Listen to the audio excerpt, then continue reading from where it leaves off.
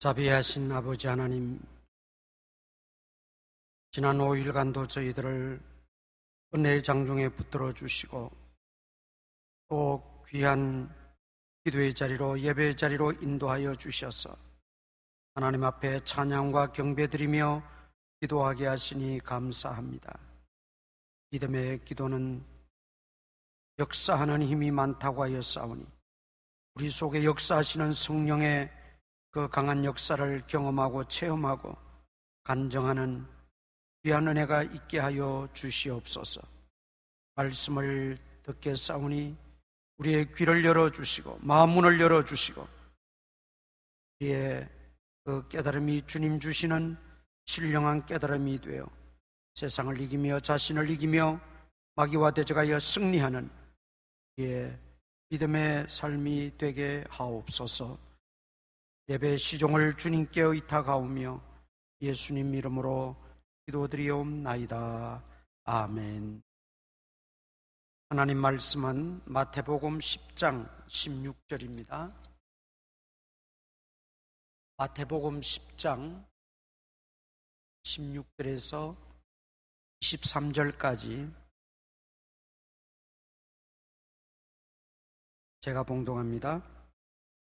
마태복음 10장 16절에서 13절까지 제가 봉독합니다.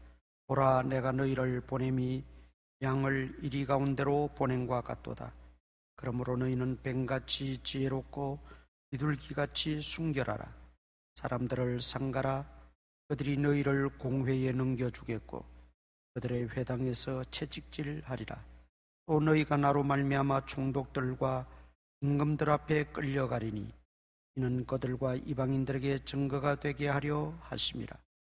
너희를 넘겨줄 때 어떻게 또는 무엇을 말할까 염려하지 말라.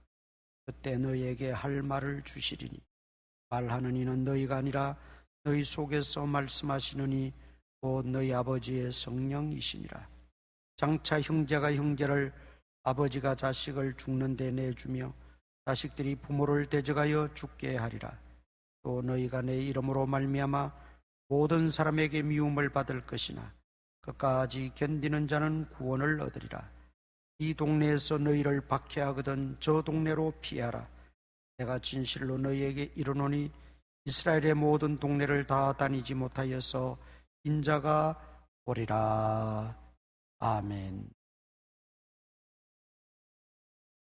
지난 시간에 제자의 길, 제자도라 그랬죠. 제자의 길에 있어서 제자됨의 의식이 정해야 된다. 우리는 넓은 의미에서 다 그리스도의 제자들입니다. 제자는 제자의 길을 걸어가야 하고 제자의 삶을 살아야죠. 제자의 길, 제자의 삶은 우리의 스승 되시는 예수님께서 걸어가신 그 길, 사신 그 삶을 받는 것입니다. 그러니까 제자는 내가 무엇을 어떻게 해서 살아보겠다는 것보다는 예수님이 어떻게 사셨는가, 그걸 본받아서 그 길을 따라가는 것이죠. 예수님은 십자가상에서 내가 다 이루었다, 완성했다, 그런 말씀을 하셨어요. 완성하신 그 길, 그 일을 우리도 알아가기만 하면 된다는 것이죠. 그러니까 신앙생활은, 즉 제자의 길은 예수님 말씀을 잘 순종하고 따르기만 하면 되는 겁니다. 그것을 우리는 내가 제자 되었다고 하는 이 의식, 또 더 좀 넓게 말하면 하나님의 자녀 되었다고 하는 이 의식을 소명의식이라, 부를 소자, 콜링, 소명의식이라고 말씀을 드렸어요. 우리에게 먼저 소명의식이 철두철미해야 돼요. 나 같은 죄인을 부르시고 나를 의롭다 하시고 하나님의 자녀 삼아 주시고 제자 삼아 주신 이는 바로 아버지 하나님이시요 그리스도 예수님이시요 성령 하나님이시라는 거죠. 이 의식이 소명의식입니다. 이게 먼저 우리에게 분명하게 있어야 돼요. 그리고 나서 두 번째 필요한 것은 사명의식이라 그랬어요. 사명의식. 제자로 불러주신 데는 목적이 있어요. 그 목적대로 사는 것이 사명입니다. 그 목적은 누구의 목적이냐? 하나님의 목적이지. 내 목적이 아니고, 인간의 목적이 아니고, 다른 사람의 목적도 아니고, 오직 하나님의 목적대로, 그리스도의 그 목적대로 우리가 살아가는 것이 사명자입니다. 그러니까 사명을 거창하게만 생각하지 마시고, 나는 제자로서 과연 하나님의 그 뜻대로, 하나님의 목적대로 살아가고 있는가, 신앙생활 하는가, 교회생활 하는가, 우리가 그것을 항상 점검해 보아야 한다는 거예요.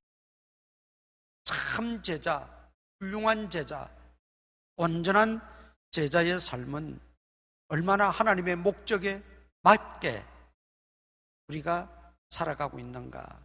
하나님의 목적과 점점 동떨어진다면 그건 제자로서의 온전한 삶이라고 말할 수가 없겠죠. 그래서 소명의식과 사명의식이 투철해야 되는데, 제자로서의 그 사명의식, 그 첫 번째 우리가 흔들리지 말아야 될 중요한 것은 하나님의 목적에 맞게 살아야 된다, 신앙생활을 해야 된다 하는 것입니다. 그리고 하나님께서 우리 제자들을 부르셨을 때에 특히 전도자로, 복음을 전하는 자로 제자를 부르셨어요. 그것이 어쩌면 가장 큰 목적이라고 볼 수 있습니다. 오늘 본문에도 보면 지난 시간에 이제 12제자를 부르셨잖아요. 예, 부르시고 잃어버린 양에게로 가라. 그리고 가서 전파하라 말씀을 했죠. 그리고 주님은 그 제자들에게 각기 귀신을 쫓아내는 능력, 병 고치는 능력, 복음 전하는 능력을 다 주셨어요. 그 제자들이 가는 곳마다 놀라운 기사와 표적이 나타나게 되고 많은 사람들이 믿게 되는 역사가 있었죠. 그러나 제자들이 복음을 전하러 갈 때마다, 전할 때마다 순탄하게 예, 어서 오십시오, 우리가 예수님 믿겠습니다, 이런 경우는 드물어요. 이것은 예수님 당시나 지금이나 또 앞으로도 마찬가지일 겁니다. 복음을 전하는 그 길은 힘들고 어려운 길이고 고난의 길이고 십자가의 길이고 좁은 길입니다. 그럼에도 불구하고 우리는 하나님의 그 우리를 부르신 목적이 복음을 전하는 데 있기 때문에 우리는 때를 얻든지 못 얻든지 힘써 그 복음 전하는 일에 매진해야 된다는 것이죠. 그러면서 예수님은 오늘 본문에서 말씀하시는 것의 요지가 그겁니다. 너희가 복음을 전할 때에 미움을 받을 것이다. 많은 어려움을 겪게 될 것이다. 핍박을 받게 될 것이다. 멸시를 당하게 될 것이다. 쉽지 않다는 거죠. 예수님을 믿는다는 것이 축복이고 정말 감사한 일이고 기쁜 일이지만, 그러나 그 길이 단순히 탄탄대로만 있는 것이 아니지. 좁은 길이고 십자가의 길이고 때로는 미움을 받고 때로는 멸시를 당하고 수모를 겪고 이런 어려운 길, 힘든 길, 이 길이 제자의 길이고 전도자의 길이라는 것입니다. 그래서 오늘 본문에 보면 내가 너희를 보내는 것이 양을 이리 가운데 보낸 것과 같다. 16절 다시 봅니다. 보라 내가 너희를 보냄이 양을 이리 가운데로 보낸과 같도다. 양을 이리 가운데 보낸다는 것은 뭡니까? 어서 잡수십시오 하고 보내는 것과 같다는 거죠. 위험천만하다는 거죠. 왜 그러면 이런 위험한 일을 예수님은 명령하시고 또 우리에게 분부하시고 우리에게 사명으로 주셨는가? 그것은 마지막에 나옵니다. 23절 마지막에 보세요. 내가 진실로 너희에게 이르노니 이스라엘의 모든 동네를 다 다니지 못하여서 인자가 오리라. 주님 오실 날이 가까웠기 때문에. 주님 오실 날이 가까웠기 때문에. 주님이 이 땅에 오셔서 하신 사역이 뭡니까? 또 주님이 아버지 하나님으로부터 받은 사명이 무엇이었습니까? 잃어버린 양을 찾기 위해서 오셨어요. 죽어가는 영혼들을 구원하기 위해서 오셨잖아요. 그래서 저 갈릴리 북쪽에서부터 사마리아 남쪽 유다 땅에 이르기까지 예수님은 눈코 뜰 새 없이 복음 전하는 일에, 영혼 구원하는 일에 그는 매진하고 헌신했어요. 그런데 그 예수님이 우리에게 유언과도 같이 남기고 간 말씀이 뭡니까? 복음 전하라는 거예요. 천하 만민에게 복음을 전하라는 거예요. 땅끝까지 이르러 내 증인이 되라는 거예요. 이게 주님의 지상대 유언이었어요. 그러면 우리가 주님이 오실 날이 점점 가까워지는데 주님이 오셔서 뭘 확인하겠어요? 네가 어느 대학을 나왔느냐, 네가 어떻게 큰 업적을 남겼느냐, 네가 무슨 큰 공로를 세웠느냐, 네가 얼마나 명예롭게 살았느냐, 그것보다도 주님은 우리에게 뭘 찾고 뭘 물으시겠어요? 예수님이 승천하시면서 자신이 우리에게 분부하시고 명령하시고 부탁하셨던 그 영혼 구원에 얼마나 너희 교회가 힘쓰고 네가 얼마나 거기에 매진했느냐, 주님은 그거 확인하시는 거죠.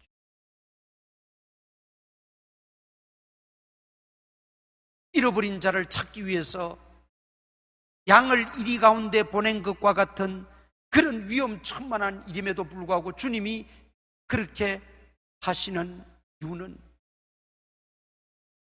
빨리, 하루라도 빨리, 아니 1시간이라도 빨리 영혼을 구원해야 되는 그 긴박함, 그 시급함이 있기 때문에. 왜? 이제 곧 주님이 오신다는 거예요. 오시면 주님과 계산해야죠. 주님과 우리가 정산을 할 날이 있다는 거죠. 그래서 우리가 복음을 전하고 또 전도하고 하는 이게 주님도 쉬운 것이 아니라는 걸 아십니다. 힘들고 어려운 일, 고난의 길이고 십자가의 길이고 정말 고생스럽고 고통스러운 그런 사명임을 주님도 다 알고 계셨어요. 그러나 주님은 인자가 가깝기 때문에, 인자가 오실 날이 점점 가깝기 때문에 그럼에도 불구하고 이 일을 감당해야 된다는 것이죠. 우리가 제자의 길에 있어서 소명의식과 사명의식, 이 사명의식의 첫 번째, 우리는 전도자로 부름을 받았다는 것입니다. 나를 택하시고 나를 능하게 하시고 나에게 직분 주시고 나를 먼저 믿게 하신 것은 나를 전도자로 부르셨고 전도자로 삼으셨다. 그러면 우리는 정말 이 귀한 사명, 사역을 위해서 기도하고 준비하고 헌신하고 매진해야 돼. 복음 전. 마귀는 어떻게 해서라도 이 복음이 전파되어지고 또 복음 전하는 일을 온갖 수단 방법을 다 동원해서라도 방해하고 못하게 하고 힘 빠지게 하고. 그러나 기억해야 될 것은 마귀가 그만큼 발악을 하고 마귀가 그만큼 방해 공작을 한다는 것은 그것이 더욱 주님의 일이기 때문에 그렇다. 그러므로 우리는 우리 기도에 가장 중요한 그리고 가장 큰 비중을 차지해야 되는 내용도 우리가 복음 전하는 일에 매진하고 헌신할 수 있도록, 그리고 영혼을 구원하는 일에 기도도 내 모든 열정도 다 거기에 올인해야 돼. 자, 그러면 이렇게 세상은 완악하고 전도자들을 괴롭히고 힘들게 하고 마치 양이 이리 가운데 들어가는 것과 같은 그런 상황 속에서 그럼 전도자는 어떻게 해야 되느냐? 오늘 16절 하반절에 보니까 그러므로 너희는 뱀같이 지혜롭고 비둘기같이 순결하라 그랬어요. 전도자가 가져야 될 자세. 전쟁터에 나아가는 사람이 왜 전쟁이 일어났는지, 왜 싸워야 하는지, 싸움에 필요한 무기는 뭔지 아무것도 없는 채 모르는 채 그냥 남이 시장 가니까 그냥 걸음지게 지고 따라간다는 식으로 그렇게 전쟁터에 나갔다가는 전쟁에서 이기기는 고사하고 죽기에 딱 알맞지요. 당하기에 꼭 알맞지요. 우리가 전도자로서 부름을 받았으니 이제 세상은 험악하고 전도자를 반기지 않고 오히려 교회를 비난하고 오히려 복음을 대적하고 이런 세상이지만, 그러나 우리가 거기에 주눅들거나 낭망치 말고 그것을 뚫고 나갈 수 있는 그런 믿음과 용기가 있어야 되는데, 그러기 위해서는 뱀같이 지혜롭고 비둘같이 순결하라 그랬어요. 여러분, 여기에 뱀같이 지혜롭고 하는 게 뱀이 지혜롭다, 이 말은 창세기에 보면 하나님이 만드신 동물 중에 뱀이 가장 간교하더라. 이 뱀이 간교하더라 하는 말은 자칫 오해하면 하나님이 그렇게 만드셨기 때문에 간교했다, 그러니까 하나님이 잘못 만드신 것 아닌가 그렇게 생각할 수 있어요. 그런 의미는 아니지요. 그 뱀을 우리는 마귀로 우리는 그렇게 해석을 하고 또 그것이 맞습니다. 마귀가 뱀을 통해서 아담과 하와를 간교하게 속인 것이지. 그 속인 그 행위가 간교하더라 그 말이지, 뱀 자체가 간교하게 하나님이 만드셨다 그런 의미는 아니에요. 마귀에게 밥이 되니까, 마귀의 도구가 되니까, 마귀의 소나기에 들어가게 되니까 결국은 마귀가 간교하니까 그 뱀도 간교하게 인류의 시주를 쏘겠다는 것이죠. 그 오늘 본문에 뱀같이 지혜롭고 하는 거, 그 뱀이 그럼 또 지혜로우냐? 이 말이 무슨 말인가? 뱀은 지혜롭다고 하는 이유가 어떤 특별한 우리가 알고 있는 그런 어떤 지혜보다도 뱀은 가지 못하는 데가 없어요. 물 속에서도 뱀은 살아요. 나무 위에서도 살아요. 땅 속에서도 살아요. 땅 위에서도 살아요.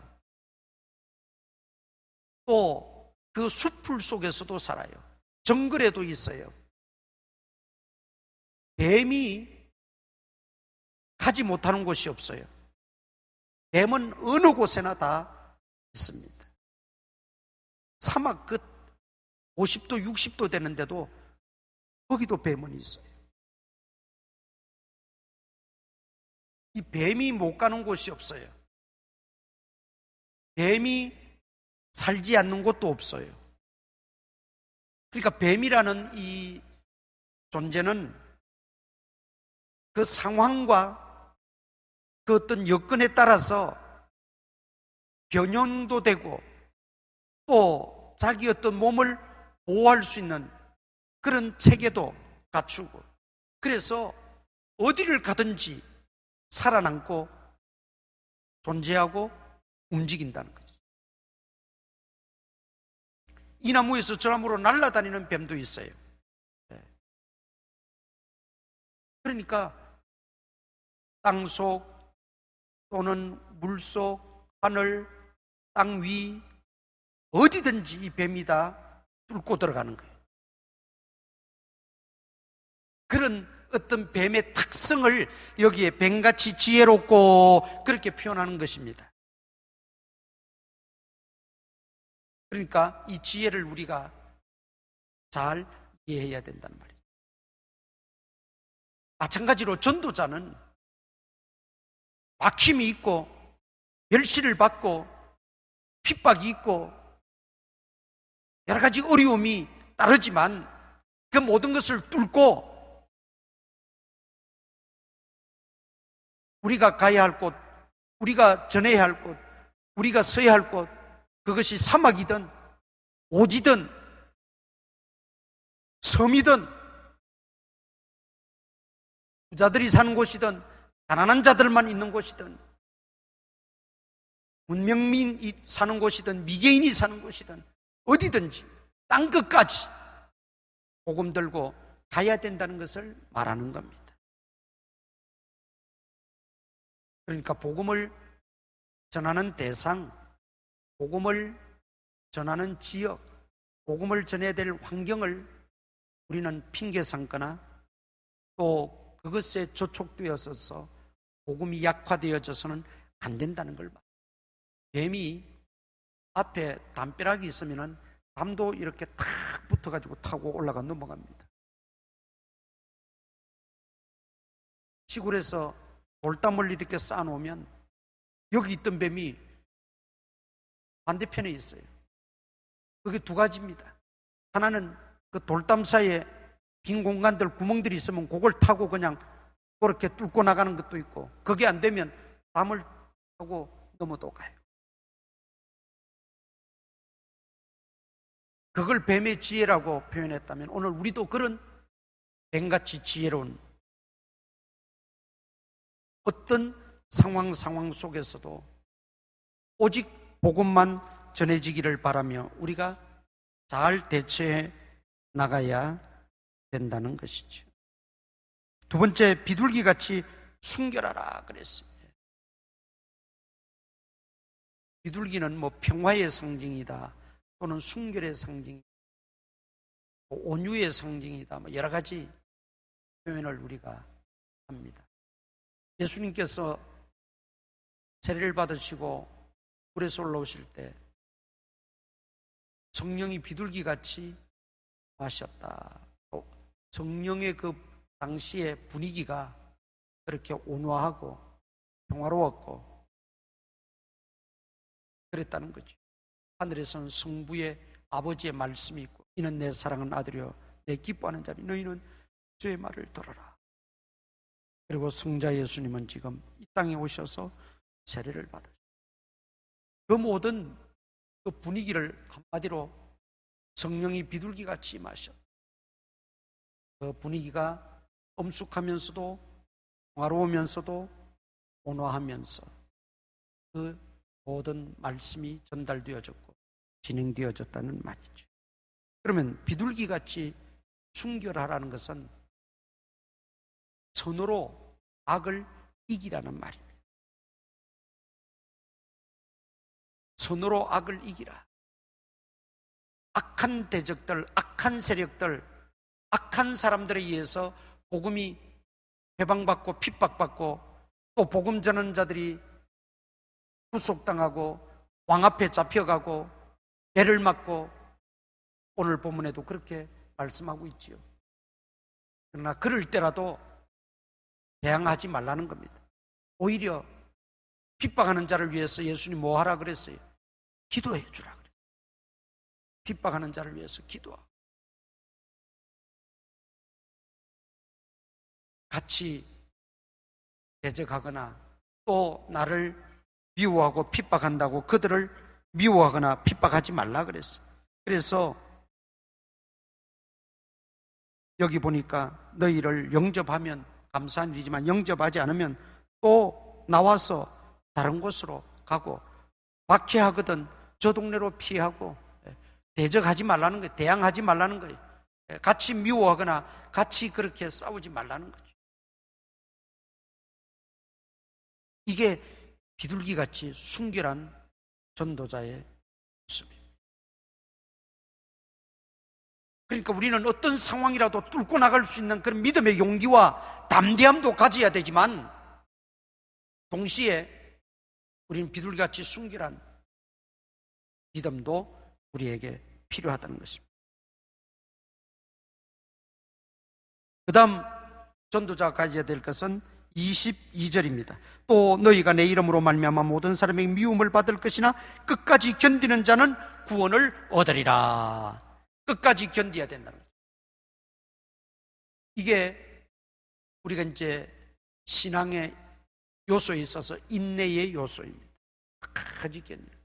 여러분 진정한 기도의 응답자는 누구에게 옵니까? 끝까지 견디는 자에게 기도의 응답이 옵니다.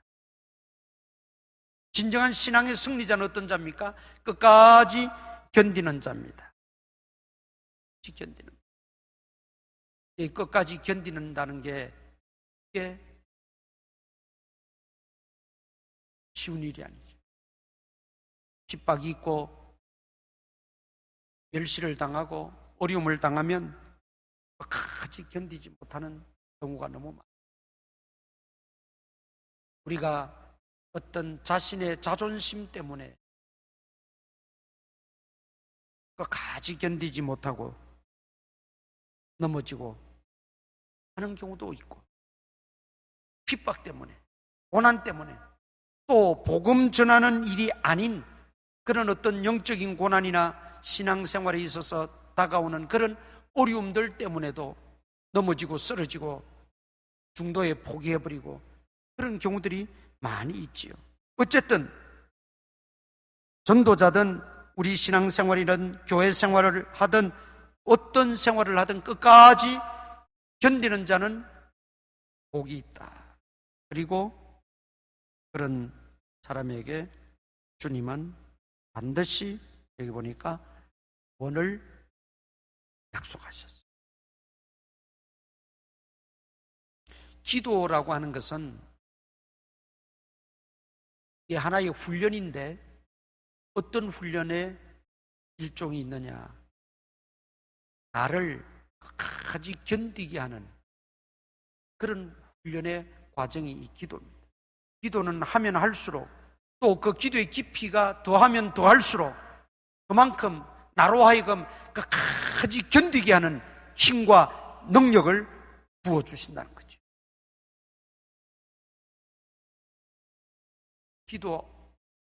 기도하다가 중단해버리면 나머지도 끝까지 견딜 수가 없어요. 그러나 그럼에도 불구하고 기도하고 또 엎드리고 또 주님께 구하고 주님 의지하고 붙들면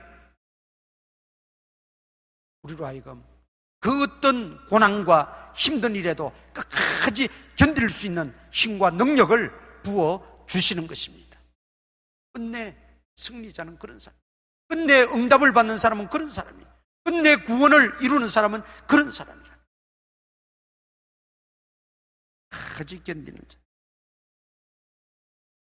그래서 요한계시록의 소아시아 교회의 그 칭찬을 할 때 주님이 빠뜨리지 않는 것이 너의 그 인내와 그랬어요. 끝까지 견뎠다는 거죠.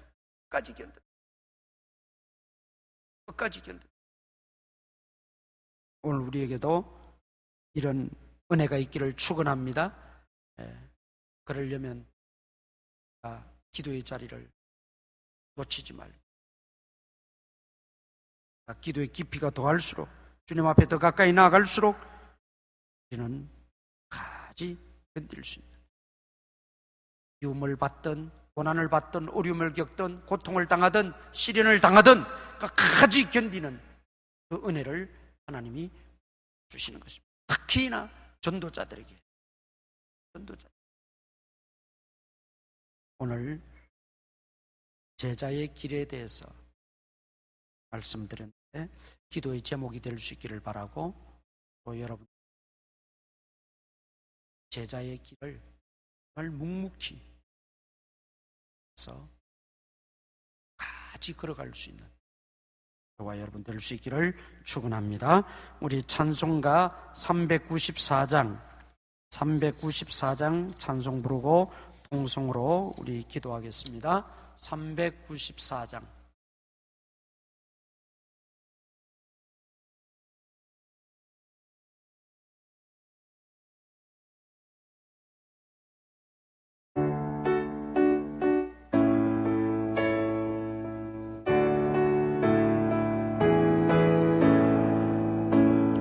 이 세상의 친구들 나를 버려도 나를 사랑하느니 예수뿐일세. 예수 내 친구 날 버리지 않네. 온 천지는 변해도 날 버리지 않네. 검은 구름도 피고 광풍 일어도 예수 나의 힘되니 겁낼 것 없네. 예수 내 친구 날 버리지 않네. 온 천지는 변해도 날 버리지 않네. 괴로운 일 당해도 낙심 말아라. 영원하신 주 능력 나를 붙드네. 예수 내 친구 날 버리지 않네. 온 천지는 변